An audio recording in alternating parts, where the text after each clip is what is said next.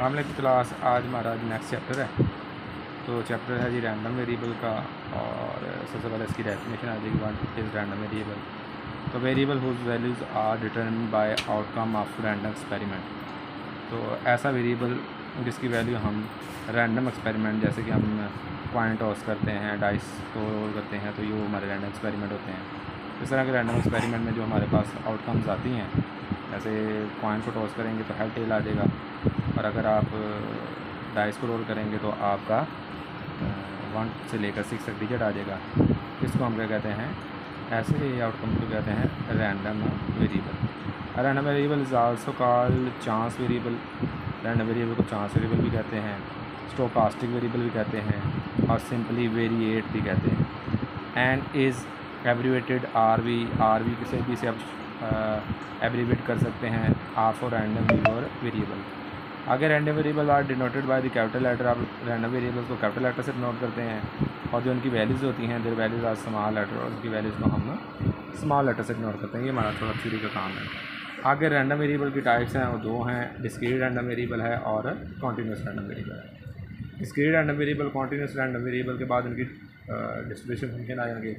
जो random discrete random variable होते हैं उसकी प्रोबेबिलिटी को हम प्रोबेबिलिटी, उसकी जो डिस्ट्रीब्यूशन होती है उसको हम प्रोबेबिलिटी मैस फंक्शन या डिस्ट्रीब्यूशन कहते हैं। और जो कॉन्टिन्यूस रैंडम वेरिएबल पर डिपेंड कर रही होती है डिस्ट्रीब्यूशन, उसे हम प्रोबेबिलिटी डेंसिटी फंक्शन कहते हैं। तो ये छोटा सा इसका तारफ था, अब हम आगे बिल्कुल पढ़ लेते हैं। तो सबसे पहले डिस्क्रीट रैंडम वेरिएबल। तो discrete random variable, a random variable x is denoted by a discrete random variable if it can assume finite or countably finite number of values। ऐसा वेरिएबल जिसमें हम फिनिट वैल्यूज़ हों, यानी कि हम simply कहते हैं उन्हें काउंट कर सकते हों, या हम ये भी कहते हैं कि वो वैल्यूज़ पॉइंट में ना हों, तो उनको हम क्या कहते हैं, random variable. For example the number of the defective items in a lot.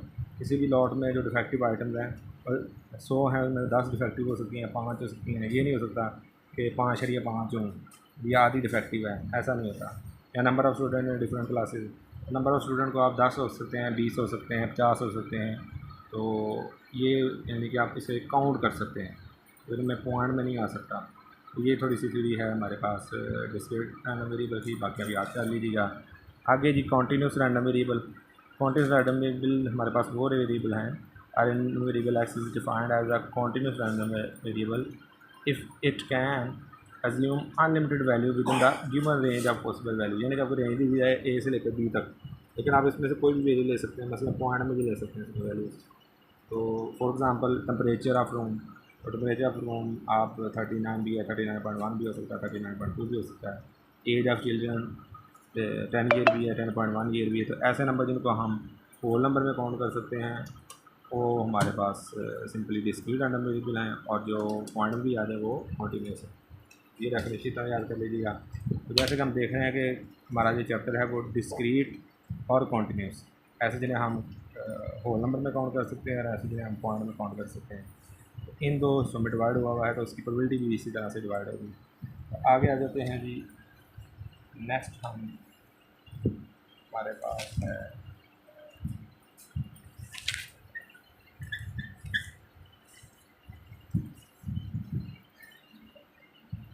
Can random variable assume negative value. तो नहीं जी, आपका जो रैंडम वेरिएबल है वो नेगेटिव वैल्यू अज्यूम कर सकता है, इसमें कोई मसला नहीं। और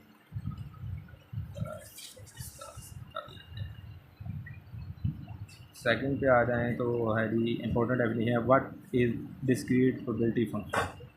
और डिस्क्रीट प्रोबेबिलिटी फंक्शन को याद रखिएगा, प्रोबेबिलिटी मैस फंक्शन भी कहा जाता है, ठीक है। और ये जो डिस्ट्रीब्यूशन या फंक्शन है, डिस्ट्रीब्यूशन का मतलब है हमारा टेबल, तो ये ऐसे में आपको समझ लग जाएगी। अभी an arrangement of all possible value of discrete random variable along with the corresponding probabilities is called discrete probability distribution, या प्रोबेबिलिटी फंक्शन, या प्रोबेबिलिटी मैस फंक्शन। ठीक है जी, 3 नाम है इसके। इसको discrete probability distribution, probability function और प्रोबेबिलिटी मैस फंक्शन कुछ भी बोल सकते हैं। ज़्यादा मशहूर वैसे प्रोबेबिलिटी मैस फंक्शन है। सेकेंड है कि अगर ये जो what are the methods of presenting of discrete probability function distribution.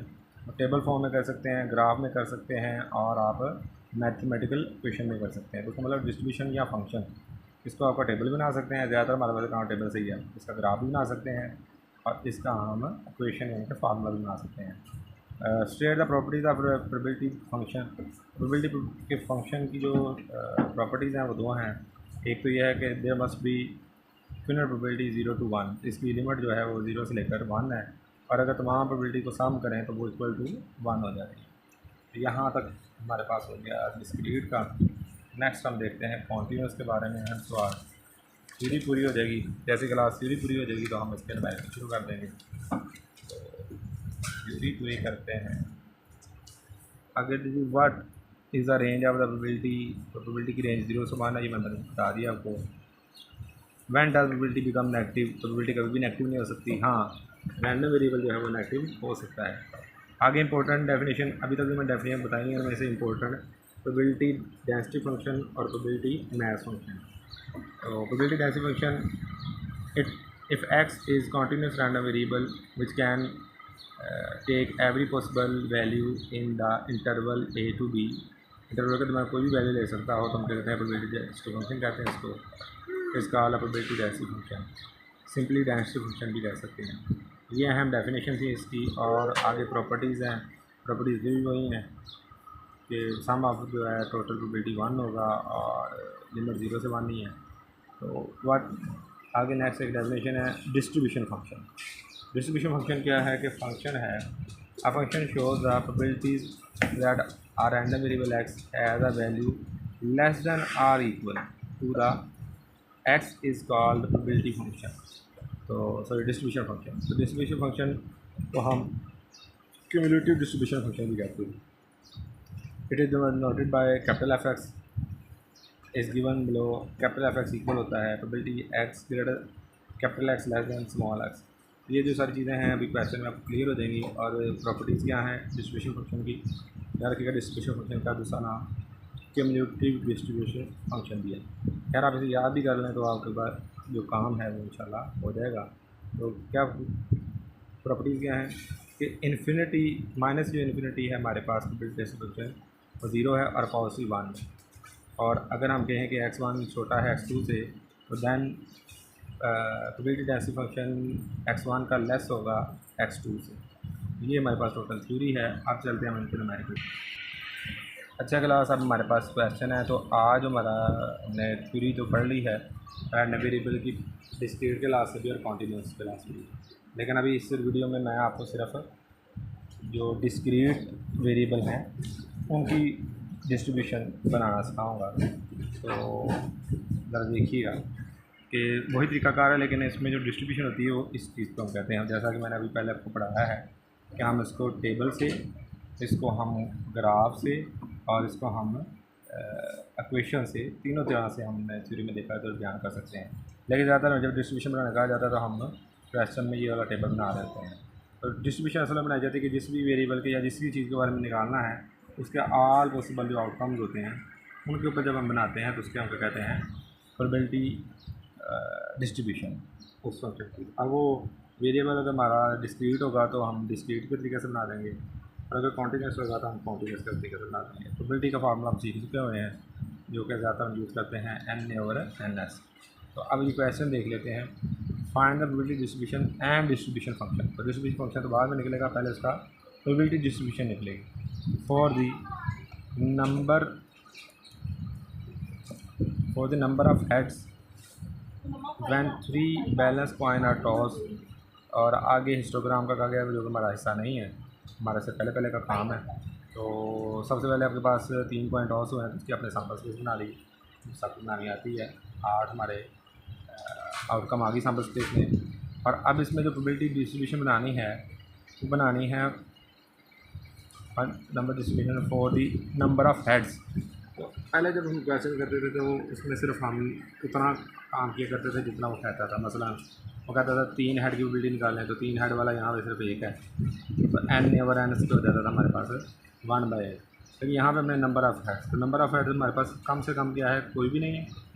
ऐसा भी आउटकम है जिसमें कोई हेड नहीं है, ऐसा भी है जिसमें 1 है, ऐसा भी है जिसमें 2 हैं, ऐसा भी है जिसमें 3 है। हमने 1/1 चलना है, हमें उसकी प्रोबेबिलिटी भी निकालनी है जिसमें कोई हेड नहीं है हम उसकी प्रोबेबिलिटी भी निकालनी है जिसमें हमारे पास एक हेड है, दो हेड हैं, तीन हेड है। और फिर जब ये तमाम प्रोबेबिलिटीज़ का हम टेबल बना देंगे, ये कहलाएगा प्रोबेबिलिटी डिस्ट्रीब्यूशन। तो ये प्रोबेबिलिटी डिस्ट्रीब्यूशन किसकी होगी? नंबर ऑफ़ हेड्स की, तो इस तरह फिर नंबर ऑफ़ टेल की। बाकी हमारे जहन में ये हमें कैसे पता चलेगा कि हम ये डिस्क्रीट करें या कॉन्टीन्यूस? तो देखें हेड जो कॉइन जो है अब उसमें हेड और टेल है, ये नहीं हो सकता कि जी आधा हेड है और आधा टेल है। तो जब हमारे पास आंसर जो है हमारे होल नंबर में आए तो हम उनको डिस्क्रीट क्वेश्चन कहते हैं या डिस्क्रीट रैंडम वेरिएबल कहते हैं। और एक और सिनेरियो है कि हमारे पास कौन कौन सी चीज़ें हैं जिन पे हम डिस्क्रीट वाला काम करते हैं। और वो जो सिनेरियो जो सिचुएशन है उनमें हमारे पास सबसे पहले आ जाता है यही क्वेश्चन, जैसे हमारे पास है कॉइन का क्वेश्चन है, उसके बाद हमारे पास डाइस का क्वेश्चन, और उसके बाद कमेटी जैसे कि 5 मैन और 10 वूमेन है उनकी सिलेक्शन, ये तीसरा केस है। चौथा केस हमारे पास कार्ड्स आ जाते हैं। तो ये 4 मशहूर केस हैं जिनके बारे में हमारे पास क्वेश्चन जो होते हैं वो डिस्क्रीट रैंडम वेरिएबल होते हैं। तो उसके अलावा जनरली अगर बात करें तो जहाँ पे हम नंबर को पॉइंट्स में नहीं ले सकते, तो 95% आपको ये क्लियर हो जाएगा इससे, तो वो हमारे पास डिस्क्रीट रैंडम वेरिएबल है। और जहाँ पे वो पॉइंट्स में ले सकते हैं वो हमारे पास कॉन्टीन्यूस रैंडम वेरिएबल है। तो क्वेश्चन जब करते जाएंगे तो आपको क्लियर होता जाएगा। अभी डिस्क्रीट के कर रहे हैं, जब कॉन्टीन्यूस के करेंगे तो फिर कॉन्टीन्यूस को बार बताएंगे कि थोड़ा फ़र्क इनका कैसे आ जाता है। तो प्लस क्वेश्चन को ले लेते हैं। तो पहले हमने प्रोबेबिलिटी निकालनी है जिसमें कोई हेड ना हो। तो यहाँ पे एक स्टाइल यूज़ किया गया है P0 का, F0 का। और आपको पता है हम निकालते हैं हमेशा ऐसे प्रोबेबिलिटी ऑफ एक हेड के लिए, तो हम लिखते रहे हैं प्रोबेबिलिटी ऑफ NA/NS। तो टोटल तो 8 ही है, तो लगभग सब की प्रोबेबिलिटी का जो नीचे है फाइंडर में 8 से ही डिवाइड किया गया है। अब इसका एक जो ज़्यादा यूज़ होने वाला तरीका जब हमें एक से ज़्यादा प्रोबेबिलिटी निकालनी हो, बजाय इसके हम बार बार कहें let A be the event represent no head, let A be represent the when we have a one head, when we have a two head, when we have a three head.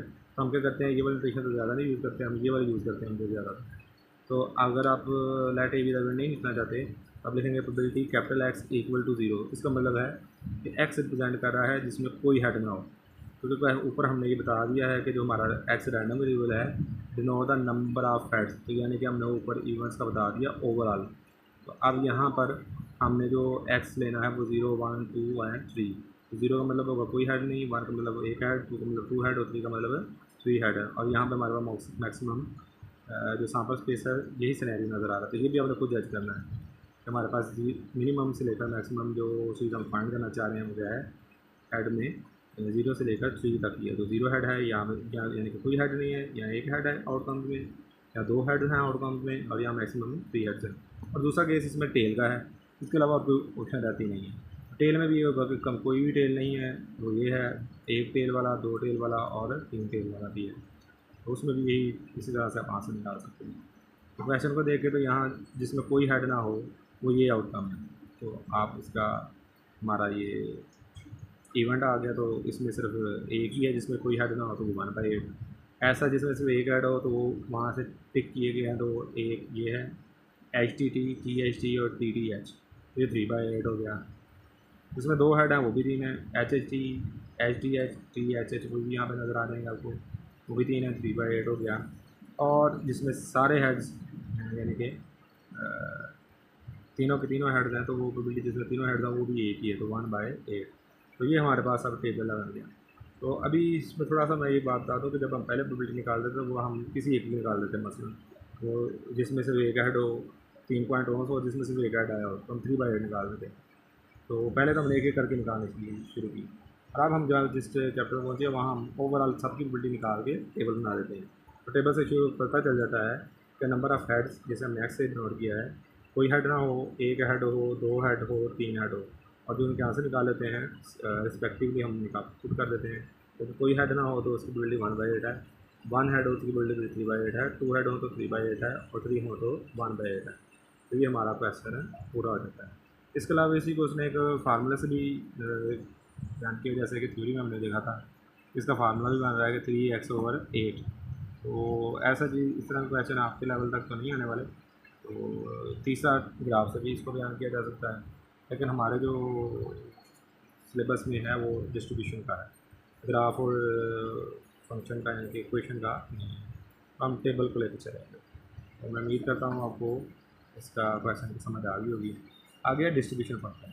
Distribution function का तरीका ये है कि आपने एक column और बना लेना होता है। अच्छा, वैसे इन्होंने बनाया है रो वाइज कॉलम, हम कॉलम वाइज कॉलम बनाते हैं। तो हमें क्या करना है, पहले प्रोबेबिलिटी को 1/8 को वैसे रह लेना।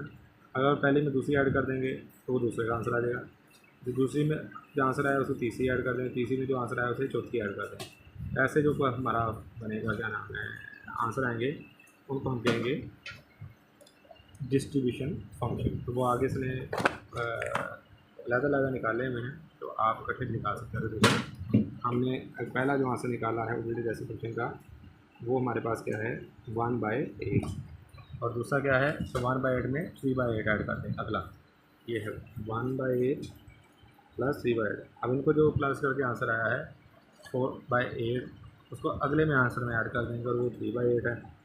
4/8 प्लस 3/8, 7/8, 7/8 में करेंगे नेक्स्ट को। तो 7/8 के बाद हमारे पास है 1/8, तो वो हो जाएगा हमारे पास 8/8। तो जब इनको टोटल को सम करेंगे तो आंसर हमारा आ जाएगा 1। तो ये थोड़ा सा प्रॉपर्टी है कि टोटल जो हमारे पास डिस्ट्रीब्यूशन फंक्शन का आखिरी आंसर होता है उसका आंसर 1 आता है, और जो टोटल प्रोबेबिलिटी होती है 1/8, 3/8, 3/8 और 1/8 किसी भी एक आउटकम या किसी भी एक रैंडम वेरिएबल की, वो जो टोटल प्रोबेबिलिटी है अल्फा चांसेस की, वो हमेशा इक्वल टू 1 होती है। आगे एक एग्जांपल और है, वो मैंने कहा डाइस की है, वो भी देख लेते हैं। एग्जांपल है जी हमारे पास, find the probability distribution of the sum of the dots when 2 fair dice are thrown. तो 2 फेयर डाइस थ्रो की जाएंगी। आपको पता है कि आपकी सैम्पल स्पेस कैसे बनेगी, वो आपको पता ही है।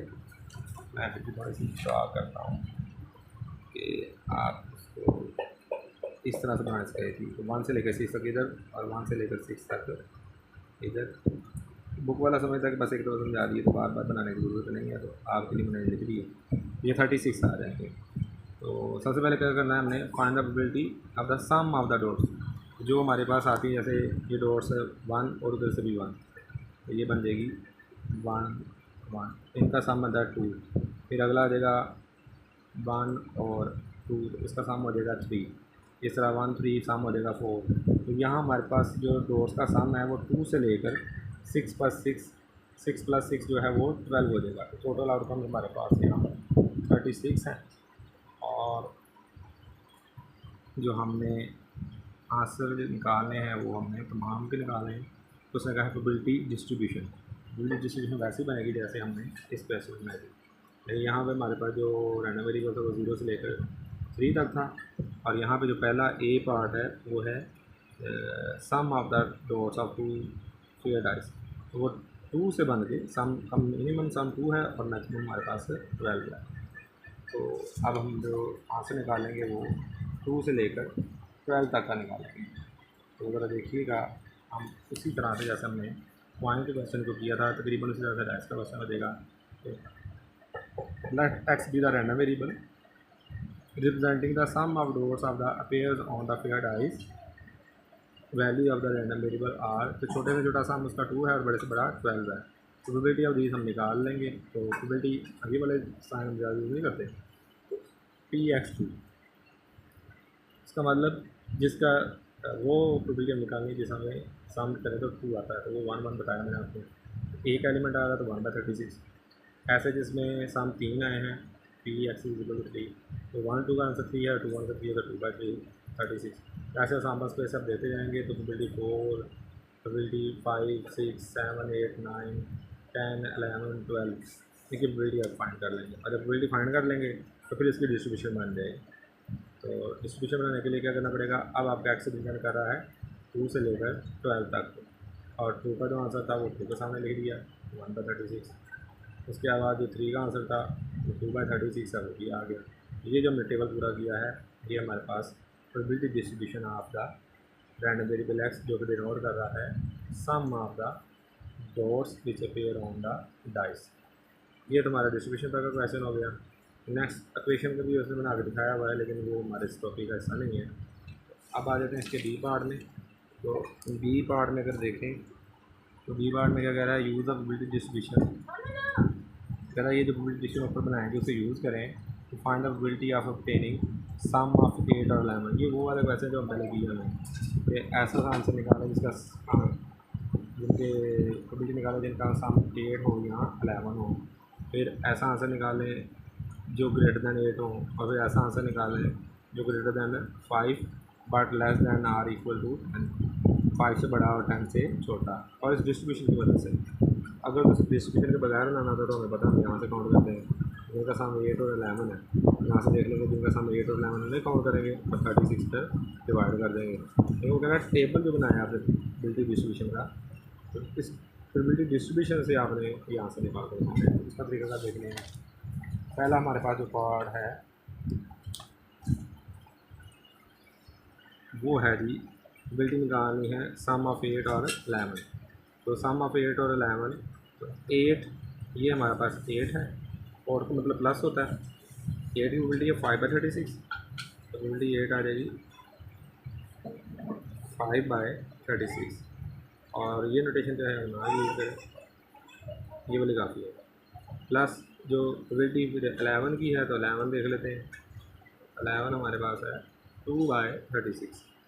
ये दोनों हमारे पास आ गई, इनको प्लस किया और हमारा आंसर आ गया। तो ये टेबल से आंसर निकालने के तरीके का।